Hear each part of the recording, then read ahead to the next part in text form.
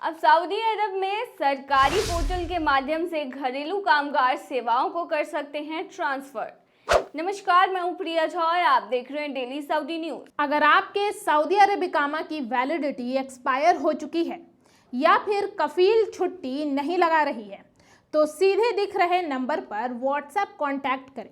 महज 3 से 4 दिनों के अंदर अंदर एम्बेसी के जरिए खरूज लगाकर श्योर गारंटी के साथ आपको आपके वतन पहुंचाया जाएगा। तो चलिए अब खबर शुरू करते हैं। सऊदी अरब ने अब घरेलू कामगार को लेकर एक अहम दिशा निर्देश जारी किए हैं। अब सरकारी पोर्टल के माध्यम से घरेलू कामगार सेवाओं का ट्रांसफर कर सकते हैं, यानी कि अपने काम बदल सकते हैं एक नियोक्ता से दूसरे नियोक्ता तक। इस उपाय का उद्देश्य श्रम क्षेत्र को रेगुलेट करना और दोनों पार्टियों के अधिकारों की रक्षा करना है।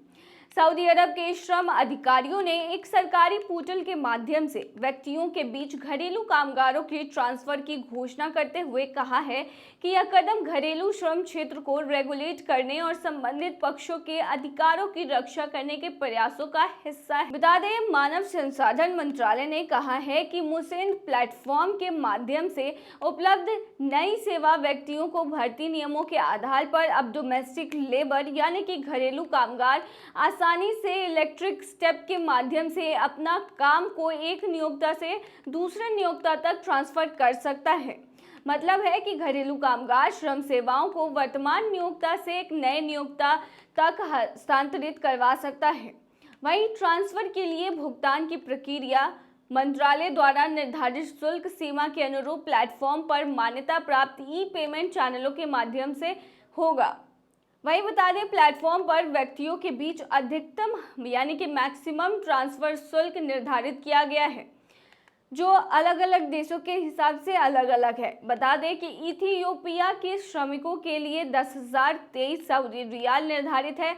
वहीं बुरुंडी 10,457 सऊदी रियाल निर्धारित किया गया है। वहीं श्रीलियोन से 10,448 सऊदी रियाल निर्धारित है। वहीं युगांडा से 12,461 सऊदी रियाल निर्धारित किया गया है। वहीं केन्या से 14,135 सऊदी रियाल निर्धारित है। वहीं बांग्लादेश से 16,188 सऊदी रियाल निर्धारित है। वहीं श्रीलंका से 18,336 सऊदी रियाल निर्धारित है, जबकि फिलीपींस से 19,270 सऊदी रियाल निर्धारित है और वहीं इंडोनेशिया से 21,535 सऊदी रियाल निर्धारित किया गया है। बता दें, सऊदी श्रम अधिकारियों ने हाल ही में राज्य में घरेलू श्रम बाजार को रेगुलेशन करने की मांग की है।